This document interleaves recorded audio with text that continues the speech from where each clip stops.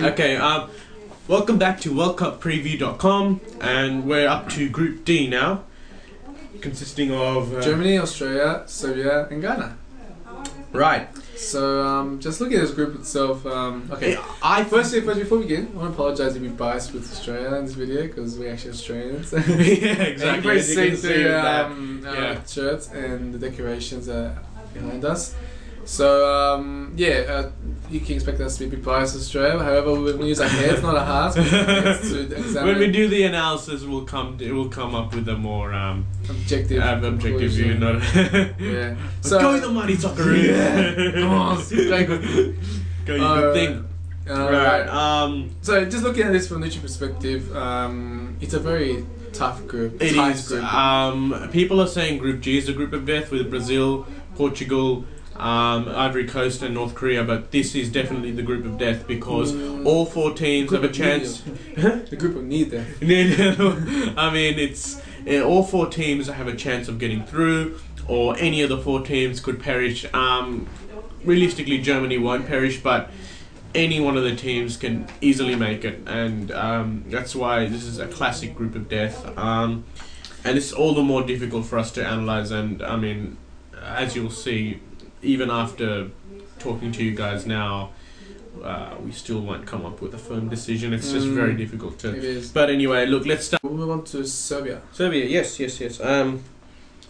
Radomir Antic is the coach, and you won't get anyone more experienced than that. I mean, how many coaches have coached Real Madrid and Barcelona? I mean, and Atletico Madrid, among other world-class club sides in the world.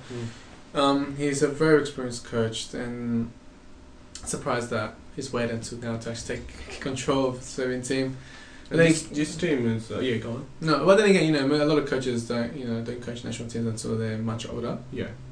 But yeah, I mean, any qualification, they topped their group. Yeah, they go through Spain, Austria, and Romania in that group. It wasn't Spain, it was France.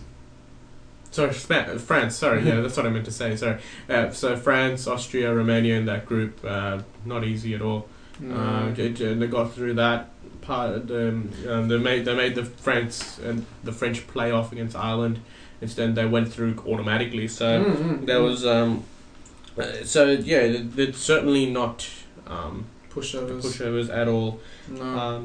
And they've got some world class players in there. You would have heard of Nemanja Vidic, Branislav Ivanovic, Dejan Stankovic, Inter Milan, Chelsea, Man United. Pick your team. They're the big European teams, and they also got this up and coming young striker Jovanovic. For all you Liverpool fans, he's going to be playing for you guys soon. So they've got some wonderful players there. It's the first time they're playing as a separate country. The last time they were in union with Montenegro. Now they're officially on their own. And Yugoslavia, as a nation, have had a good World Cup record. They do. And, they've by memory, they've made semi-finals twice, 2 occasions, I think.